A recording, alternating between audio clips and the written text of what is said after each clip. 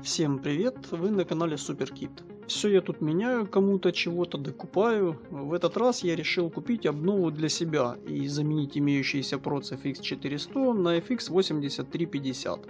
Когда-то, когда я выбирал себе имеющуюся конфигурацию у меня, а это было в 2013 году, я посчитал, что проца FX400 достаточно. И один из критериев, который был тогда в определении, какой процессор купить, был его ТДП. Я хотел, чтобы он был как можно ниже. У FX400 это 95 Вт. Насколько я понимаю, для сокета AM3+, это минимум. В комплекте к нему шел такой типа радиатор, про который все кричали в отзывах, чтобы его не устанавливали и не тратили даже время, так как толку от него нет. Я поверил этому и сразу купил радиатор Performa от Zalman.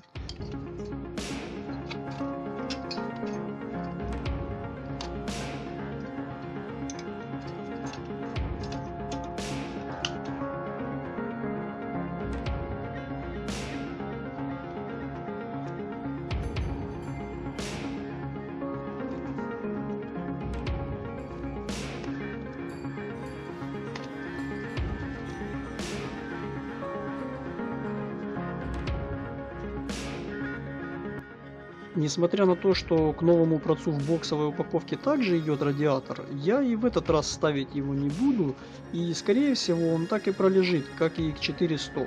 Хоть он и выглядит серьезнее, чем у FX400, но и ТДП FX8350 составляет 125 Вт. Вот так-то. То, чего я не хотел 5,5 лет назад, сейчас все-таки буду устанавливать, поскольку, не меняя платформу, очень трудно по-другому.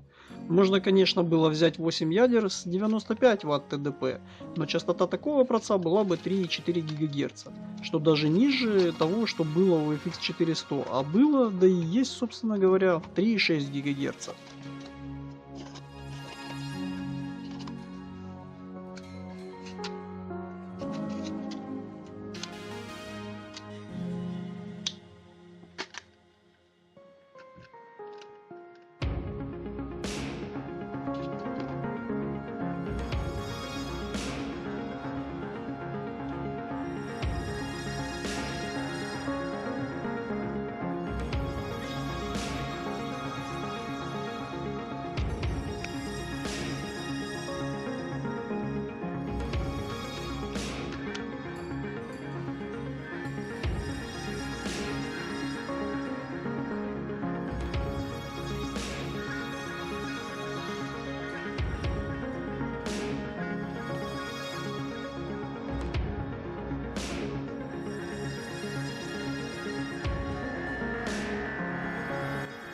При покупке радиатора к нему в комплекте шла отличная крутая термопаста Zalman, при использовании которой в сочетании с радиатором я не видел температуру выше 50 градусов у проца.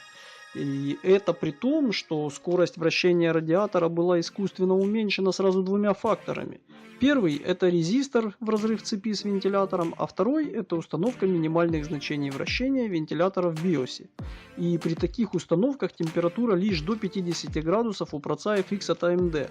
На этот раз у меня такой термопасты нет, но я отдельно докупил также не самую хреновую и дешевую, это MX4 от Arctic. Собственно, предлагаю перейти к замене проца на новый, а потом посмотреть и сравнить нагрузки, температуры и тесты сторонними программами.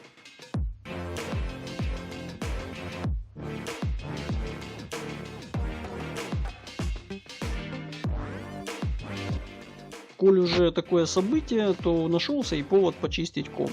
Что же, разбираем.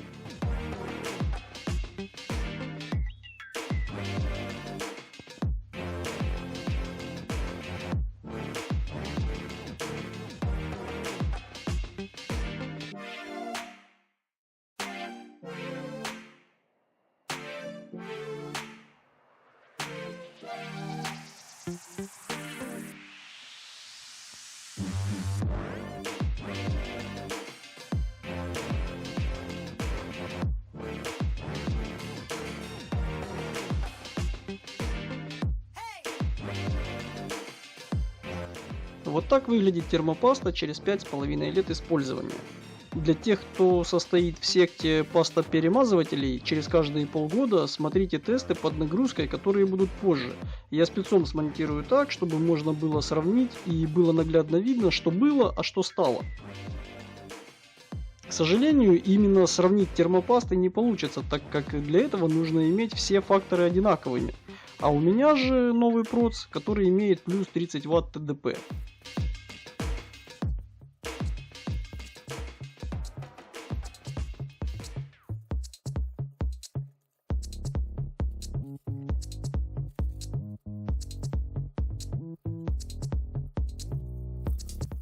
Вот мой радиатор, как я и говорил, Zalman Performa.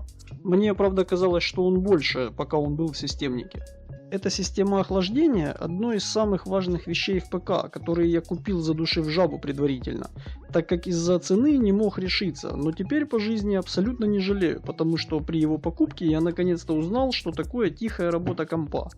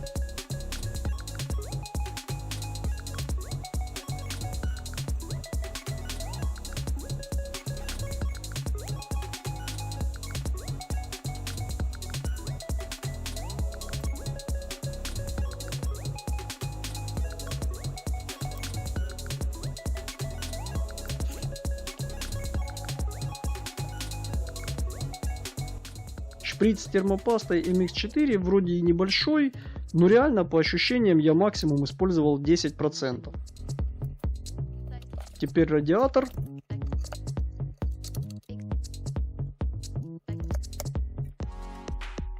Вот и все. Можно попробовать и включить.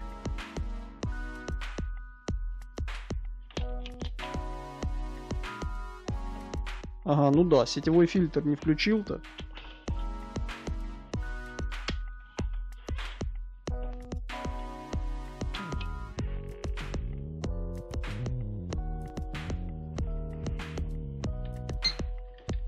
Вот так отображается новый проц в биосе. Ну, собственно, все. Можно дособрать, подключить все, что я отключил, и смотреть, как новый ум моего компа будет работать. Теперь и винда увидела новый проц. Плавно подошли к самому интересному, что дала эта замена. Ради интереса начну с самой так называемой математической задачи с архивирования. FX 400 справится с задачей через указанное время. В общем, так и получилось. Теперь что покажет FX 8350? В принципе, имея производительность чуть более чем в 2 раза больше, по времени архивации это так и получается.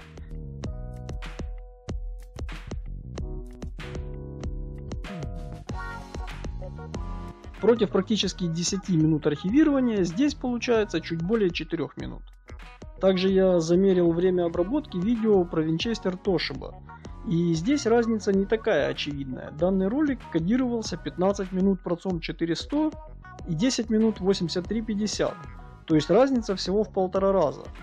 Наверное, это связано с тем, что программа обработки видео не очень хорошо работает с многоядерными процессами, потому что ни один из них она не загружала даже до 100%.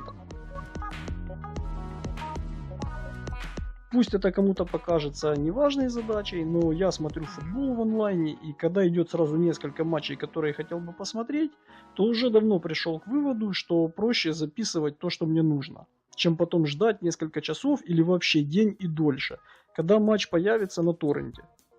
А так все сразу будет доступно, и можно хоть сразу приступать к просмотру. И вот решил провести такой тест. Один матч смотрю и 2 записываю. Как видно, под такой нагрузкой FX 400 грузится до 70%, а FX 8350 менее чем на 30%. Совсем забыл про оценку производительности Win 7. 7,2 балла то, что было, и 7,8 то, что стало. Но это все практика была, а теперь тест AIDA в относительных единицах. CPU Queen показывает вот такие баллы у процов.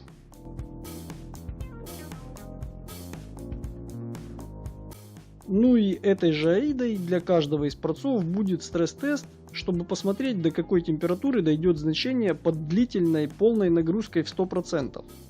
Начинаем с FX 400.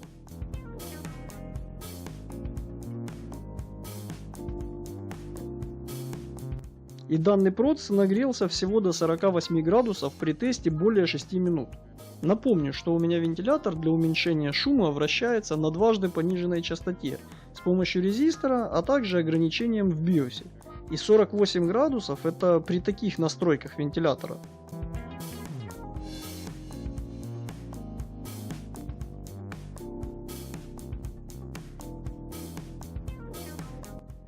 Процессор FX 8350, имеющий ТДП 125 Вт вместо 95 Вт, у 400 разогрелся до 57 градусов при таких же настройках вентилятора.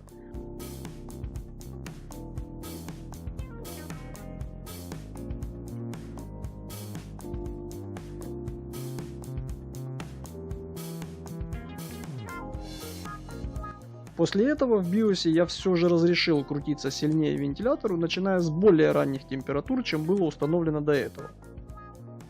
В CPU-Z предлагаю сравнить проц 400 с эмулированным 8350, как силу одного ядра, так и общую производительность, причем как в баллах, так и в процентах.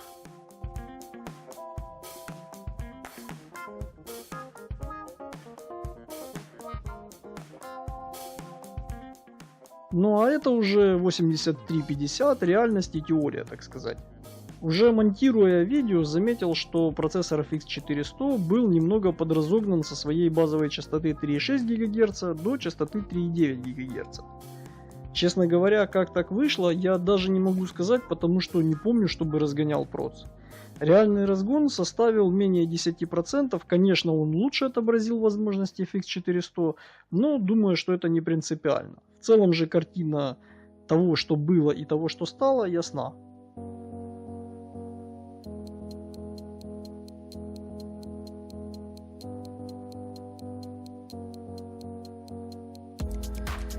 Вот и меня постигла обновка. Помимо нового проца, чтобы исключить в дальнейшем быстрый сбор пыли, я решил установить фильтры, роль которых будет выполнять обычный 5 мм по толщине поролон. Все никак я не собирался его купить, и вот все же собрался. А чуть ранее я заказал на Алике заглушки для свободных дырок, которые высвободились давным-давно вместе со старыми комплектующими. Когда-то у меня был ТВ-тюнер, еще что-то было, уже и не вспомню. Тогда вот навыламывал дырок, а сейчас все позакрывал, потому что после даже самой идеальной чистки компа, буквально через месяц внутри так, как будто и не убирал. Хотя в квартире пыль вытираю несколько раз в неделю.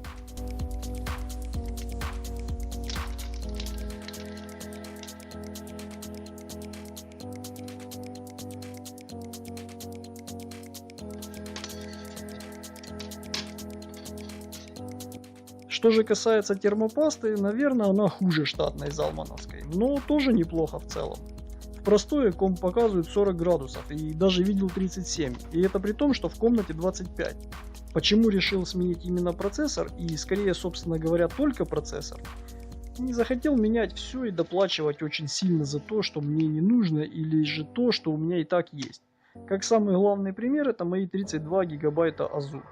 На платформе для Intel 16 гигабайт из них в принципе не заработают, так как это китайская память только под AMD. А если смотреть на самое современное, то память там уже DDR4. Считаю, что она стоит неадекватные суммы денег, и совершенно не хотелось затевать карусель по продаже моей памяти, чтобы купить намного меньше DDR4. Или столько же, но очень сильно доплатить. Поэтому на сегодняшний день и было принято решение о замене только проца. Посмотрю, что из этого выйдет. Ссылки на полезности в описании, оценивайте видео, подписывайтесь на канал, обязательно будут еще видео о разных девайсах. Если есть вопросы, можете задавать их в комментариях, постараюсь ответить на них. Всем спасибо и до новых встреч!